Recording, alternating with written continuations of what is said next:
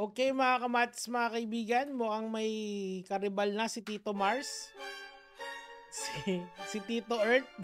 Hindi, si Valentin Rosales 'to, parang do'n sa hindi nakakaalala sa kanya, siya yung, kakampwet nun.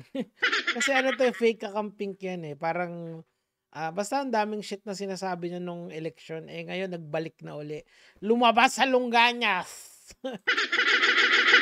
Ano 'to, eh, 'di ba si Suma may dalawang siya yung ano, siya yung pangatlo. 'Di, pakinggan na natin. Hi guys! Okay. So, medyo matagal akong hindi nakapag-post dito sa TikTok and Bakit? alam nyo na busy since nagka-work na ako and Congratulations. Isa ka ng ganap na tao dito sa social media. Actually, palagay ko nung ano kasi 'to, eh, kay Dasera 'to nagsimula, eh. Siguro nung simula nung, Dasera shit nila, malaki yung kinikita niya. Kaso of course, sa social media kasi inconsistent ang kita dito unless may establish ka na. Masasabi ko sa sarili ko na sinuwerte lang talaga ako at nagkaroon ako ng audience para makinig sa mga, well, nagiging daily vlogs na siya, 'di ba? So, eto yung problema kasi pagka, alam mo yun, sumikat ka lang ng, alam mo yun, may isa kang, viral issue na sinakyan tapos dinire-diretso mo tapos hindi mo na ma-sustain. Eto yung lalabas sa'yo, eh. And ang problema kasi kay Tito Mars, medyo pumupunta siya doon sa ano na yun, doon sa area na yun, since ang niche na ginagawa niya ngayon is nangiinis siya ng tao. Eventually, people will get tired of hating you. And yung branding mo dapat ang mga ibabaw na maayos. Okay, tuloy. wala akong time kasi nagka-love life din. Yun, Pero no? gusto ko lang i-share kasi may nakakuha ng inis ko. Ano, sino? Nag-scroll ako sa Facebook tapos may napadaan ako sa isang video. Okay. Video siya ng lalaking mukhang naglalako ng taho. Paano kung gwapo yung naglalako ng tao? Tapos, kumakain siya ng sardinas. Okay, si Tito Mars yan.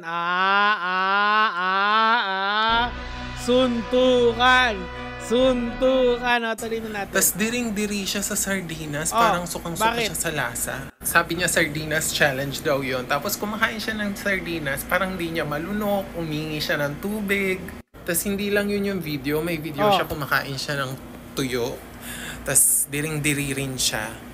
Tapos may isa pa siyang video na napanood ko na parang sinasabihan niya yung mga babae na wag daw bumili ng makeup at mag-invest daw. Oo, eto yun. Maganda actually yung point niya rito, eh. Kasi eto yung may napaiyak siya na, ang nire-reactan niya kasi doon parang isang, yung parang hindi makinis yung kutis niya pero nagme-makeup siya para matakpan yung mga blemishes sa mukha niya. So I forgot her name pero nakaka-relate ako doon kasi, it's all about self-esteem kasi minsan kaya ka nagme-makeup, eh, 'di ba? Or kaya ako kasi wala naman akong pakialam talaga in general sa itsura ko, eh. Kasi you guys, mostly kayo pagka nakikinig kayo sa akin, yung iba sa inyo nagwo-work, yung iba sa inyo nagva-Valorant or nagdo-Dota or nag-ML, nakikinig kayo sa akin. So, mas importante sa akin yung sinasabi ko, yung substance ng sinasabi ko. So, pero unlike sa ibang tao, importante sa kanila yung panglabas na kaanyuan nila. Yung masasabi mong superficial 'yon pero hindi, eh.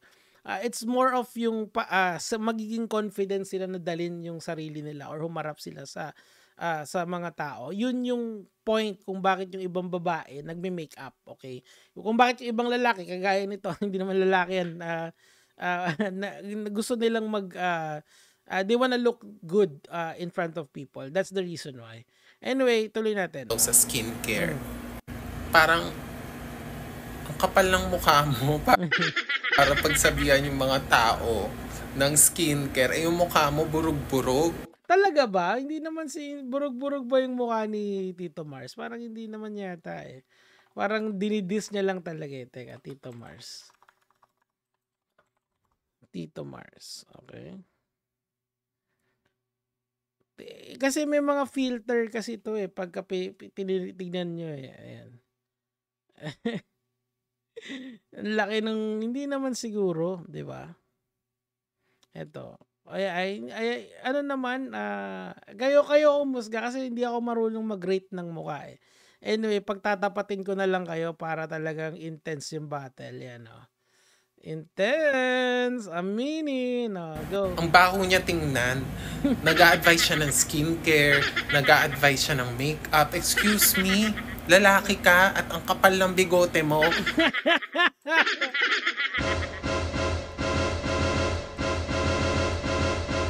Tuloy na natin. Walang maniniwala sa suggestions mo regarding facial products and skincare kasi yung mukha mo parang aspalto.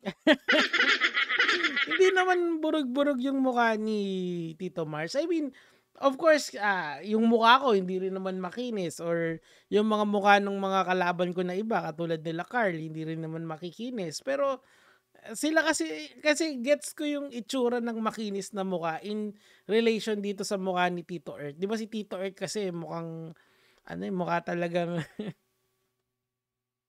mukha talagang makinis 'di ba? O, tuloy natin.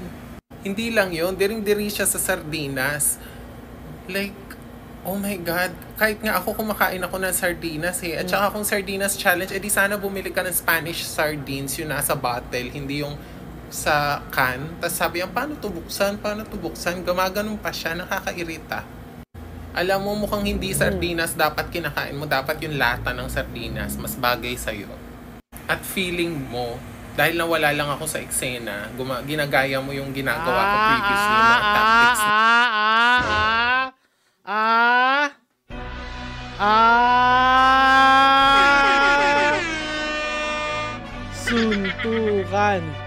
Suntukan. Nawala pala sa eksena. Hindi, actually nawala naman talaga sa eksena kasi ngayon nga yung sinasabi ko na yung mga nakakainis kasi sa social media, may short shelf life lang sila. Kailangan mong mag-rebrand eventually to something na magugustuhan ng tao. Biski si Rendon nag-rebrand na, 'di ba? Rendon Labrador na yung shit niya, 'di ba? So ganun din dito, 'di ba?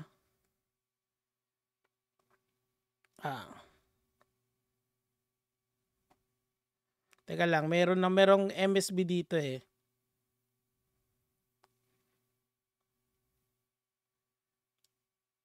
Sige. Tuloy natin. Nakakapang-inis, nakakapang-asar. Hindi ka pwede mag-inarte pag ikaw mukha kang basahan. Ang baboy pa niya kumain ng sardinas, patalsik-talsik, may tulo dito. Oo nga, totoo yan. Yuck. Walang manners. Advice lang, hindi siya magandang content. Na-realize ko kaya tinigilan ko at ayun, 'di ba? Ayun na nga yung sinasabi ko sa inyo. May realization na nakuha siya. Na kaya niya tinigilan tapos tinatry niyang mag-rebrand, 'di ba? So ang ginawa niya, bumalik siya sa work niya. Actually, dati pa naman nag-work yan eh. Pero mas nag-focus na uli siya sa work niya kaysa mag-content. Kasi ngayon nga yung point eh. Eh di ba tama ako? Hindi ko pa napapanood to. First time kong napanood tong Tito Earth na to. tigilan din ni Rendon. Kasi madami kang makakalaban sa labas. May influence yung work and life. Yan.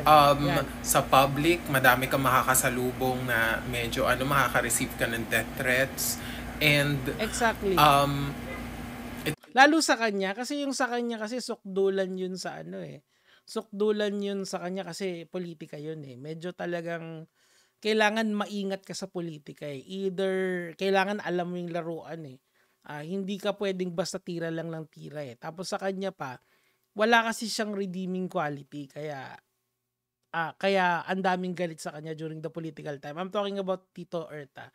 Si Tito Mars, plain hate lang yung kinukuha niya. Kaya nga sinasabi ko sa inyo, di ba, balato nyo na sa akin, bakit ka nag-resign? That's the point nung kahapon na content. Nagulat lang ako, yun din pala yung opinion nitong si Tito Earth. First time kong marinig to, mga kamats, mga kaibigan. It's not for the faint of heart. Yun. Well, kung kaya mo, since mukha ka naman laking langsangan, di go. Pero hindi siya maganda, mahirapan kang makahanap ng trabaho, mahirapan kang makipagkaibigan kasi may bad reputation ka na. Even though it's for content, it's for money, it will not sustain you forever. Kaya yun. See? Exactly. Ngayon, meron akong mga bali-balita sa paligid-ligid na nagsabi sa akin na malaki daw yung kinita ni Tito Mars nitong cut-off na 'to. Kasi nga may mga viral videos siya. Pero ang tanong do'n, sustainable ba 'yan? Gets? Kasi yun yung importante, masu-sustain mo ba yung ganyang kalaking kitaan? Dapat kasi level-headed ka lang, huwag kang magre-resign for whatever reason. Now, again, hindi ko alam kung bakit nag-resign 'to. Tingnan niyo ang laman ng sinasabi ni Tito Erto. Actually, for the first time since nung election, nag-a-agree ako sa kanya dito. Tama yun. Alam mo yun, kasi Tito Mars, you are going on the path of destruction right now. Ngayon, okay, kasi maraming views, tumataas yung may kita, pero hanggang kailan yan? Okay, hindi mo masusustain yan ng matagal na matagal. Isipin nyo na lang sila Ka-Wonder. Sila Ka-Wonder, medyo nakakatuwa po yun pag medyo mababaw yung kaligayahan mo. Ito kasi hindi, nakakainis siya plainly. Tapos, kung tama lang yung report ng mga tao sa kanya, pwedeng ma-demonetize yan. O, tuloy natin. Kaya ako, nagre-rebranding na ako. Nagpo-focus ako sa fashion, sa food, sa places na pwedeng i-visit. Ganun na yung nagiging content ko ngayon. Pero kung gusto mo pa rin yan gawin, malalaos ka din. Kasi magsasawa yung tao Mainis sila, tas di ka nila papansinin. Yun. And, ayun, you're set for failure. Yun, di ba? See? Ayan, best example yan. Nagsalita na yung isa sa mga ganyan yung ginagawa. It's not going to be a sustainable thing to do in the future. Ngayon, oo, nakakatuwa. Pero hanggang kailan? O, diba? Tuloy natin. Kung aasa kang magkaka-big break ka, may papansin sa'yo, make sure makinis na yung mukha mo. Wala kang lata sa ipin. At make sure na mukha kang tao. Baka hindi ka naman talaga taga-Earth. Baka taga-Mars ka. Kaya ganun yung pangalan mo. O, yun. So, yun. Anyway, doon ka sa basura.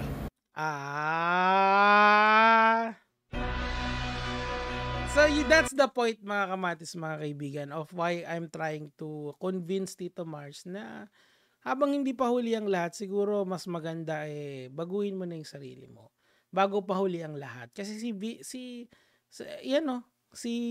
Valentin Rosales, tignan mo na lang yung trajectory niya and you will see what I'm trying to say. O paano, yun lang naman, mga kamatis, mga kaibigan. Hanggang mamaya, may content ulit. Gege, mga lord.